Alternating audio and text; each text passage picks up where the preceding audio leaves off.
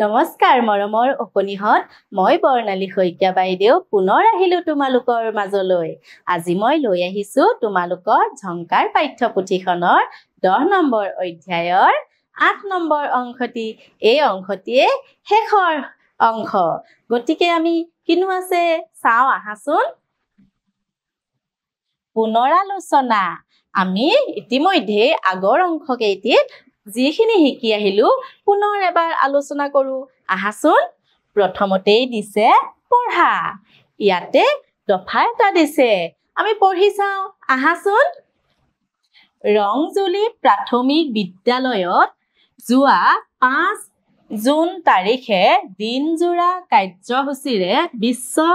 পৰিৱেশ দিৱস উদযাপন কৰা হয়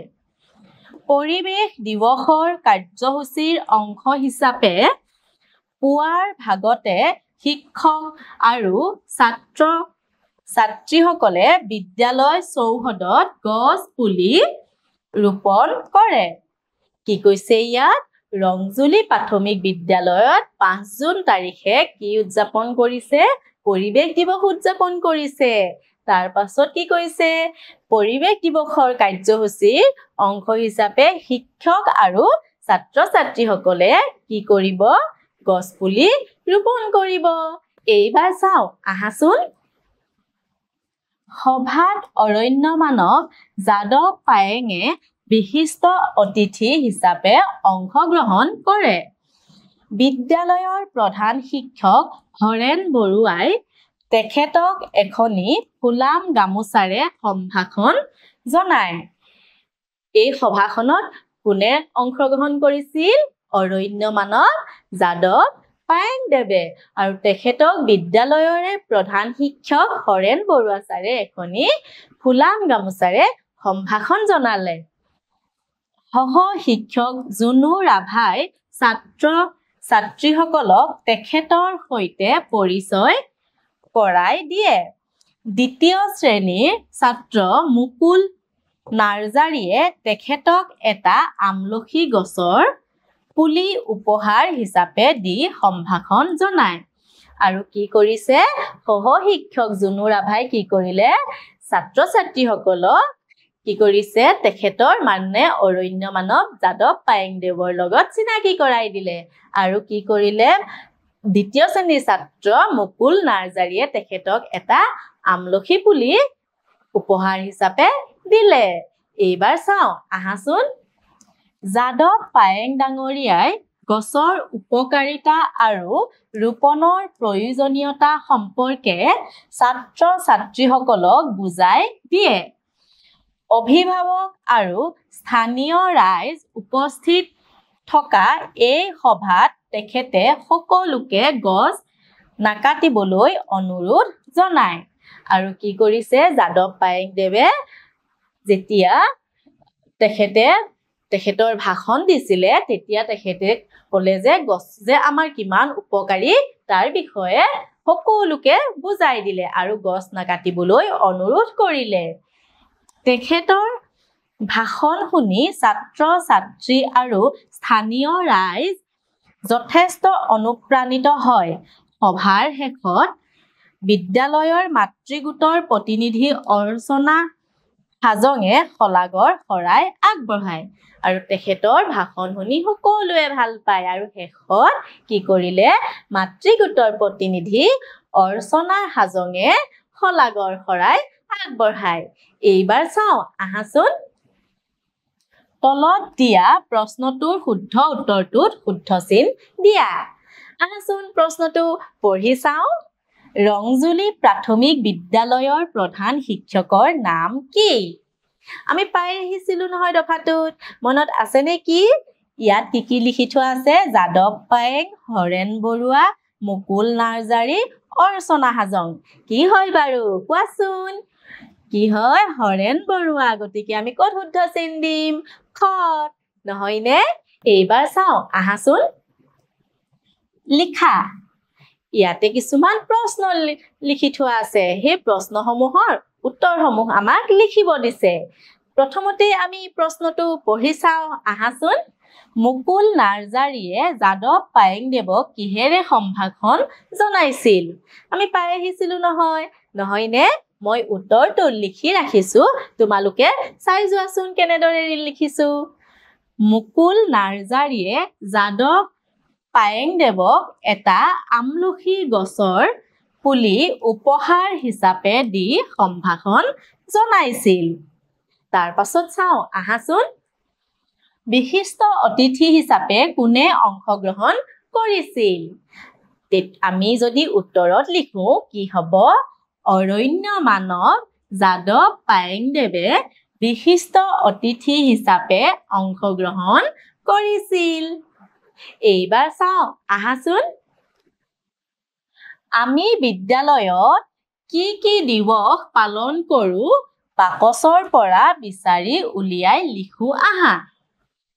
কি কৈছে ইয়াত যে লিখি থোৱা আছে কিছুমান দিৱসৰ নাম সেই দিৱসসমূহৰ ভিতৰত আমাৰ বিদ্যালয়তনো কি দিৱস উদযাপন কৰো ইয়াৰ পৰা নামবিলাক আনি এইফালে যে আছে ইয়াত ক খ গ ঘ ঙ প্ৰথম ছ দ্বিতীয় ছ বৰ্গীয়া জ ঝ তাতে আমি লিখিব লাগিব প্ৰথমতে কি দিৱসৰ কথা দিছে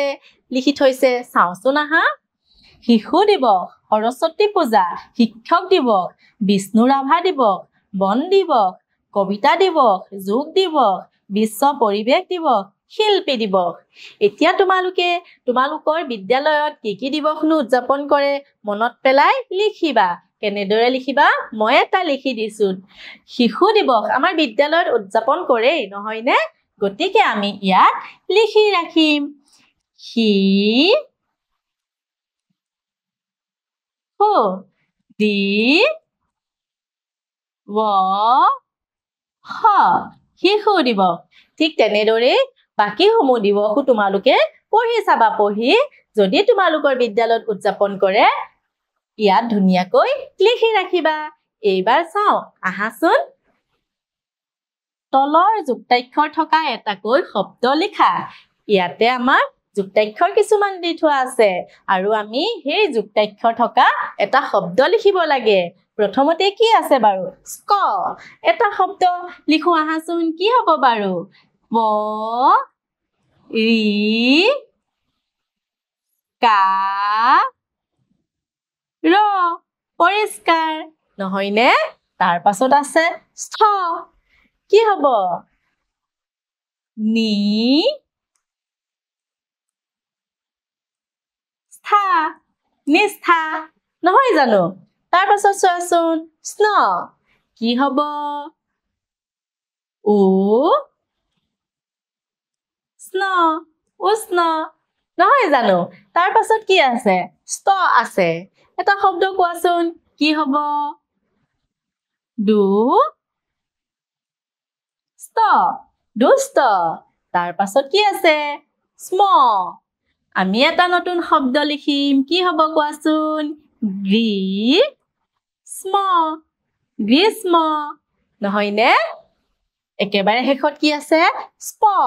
গতিকে এটা শব্দ কোৱাচোন কি হ'ব পুষ্প